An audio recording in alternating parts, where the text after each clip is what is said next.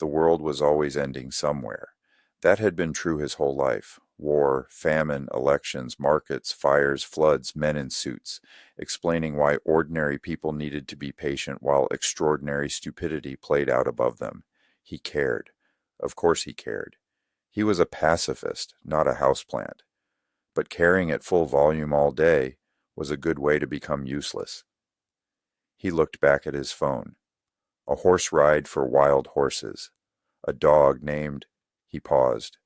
The dog needed a name before the dog existed.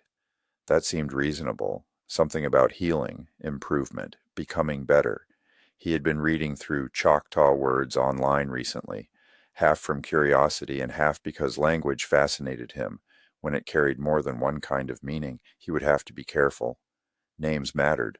Borrowing from another people's language could not be just aesthetic theft. It had to be done with respect, with sourcing, with some understanding that words were not trinkets. Achukumvli, to improve, make better, heal. He said it softly, trying the shape of it. Achukumvli. The goose did not object. That's the dog, Topher said. Female border collie. Smarter than me, obviously. That's a low bar, but still. The horse name came next because the universe, having started meddling, apparently had no sense of moderation. Chick-Cheeky.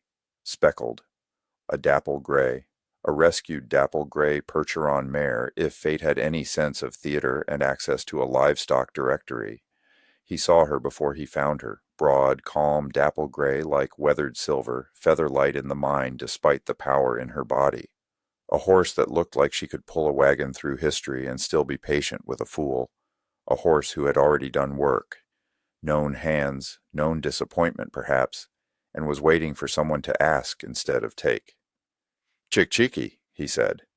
The name felt right in his mouth. He wrote both down, then added, Verify language respectfully. Do not be a dick.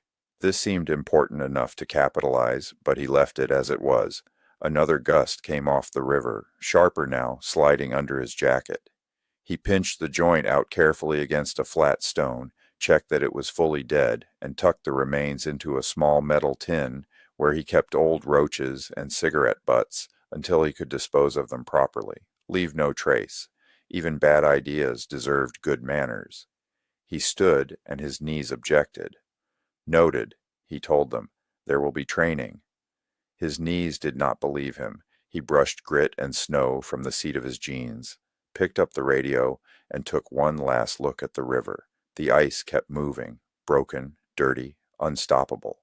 That, he thought, might be enough. Not purity, not certainty, not some gleaming transformation where a man became new because he had finally arranged the correct scenery around his pain. Just movement, a direction, a horse, a dog, friends with poor impulse control, a charity that might do some actual good if he did not ruin it by being himself too loudly. He started walking back toward the path. The goose followed for 3 steps, then stopped. Coward, Topher said. The goose spread its wings and hissed. Fair. By the time he reached the sidewalk, his phone was already in his hand again. He opened Iron's contact. Then he hesitated. This was the moment. Before the call, the idea belonged only to him and the river. After the call, it would become vulnerable to mockery, logistics, questions, and the terrible possibility of being taken seriously. He pressed call. It rang 4 times. On the 5th, Iron answered with the wary tone of a man who had known Topher long enough to distrust weekday communication. Who died? No one. That you know of? Can you not make this weird immediately? I can delay weird by request, but there's a fee. Topher smiled despite the cold. I had an idea. There was a pause. In that pause lived 39 years of friendship, bad decisions, mutual history, old jokes, near misses, and the exact degree of alarm appropriate when Topher Kelly announced inspiration. Iron sighed. Is it illegal? No. Expensive? Probably. Morally questionable? Only in terms of carbon hoofprint.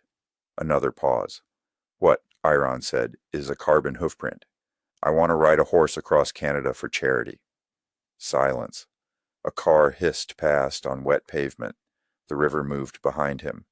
Then Iron said, You're high. A little. How little? Creatively. Jesus, Topher. Hear me out. No sentence beginning with "hear me out" has ever improved public safety. It's for wild horses. Of course it is. St. John's to Campbell River. Of course it is. I'll start in Newfoundland in April. Of course you will, because why begin a mental health crisis in good weather? Topher grinned. I need company. No, you didn't even think.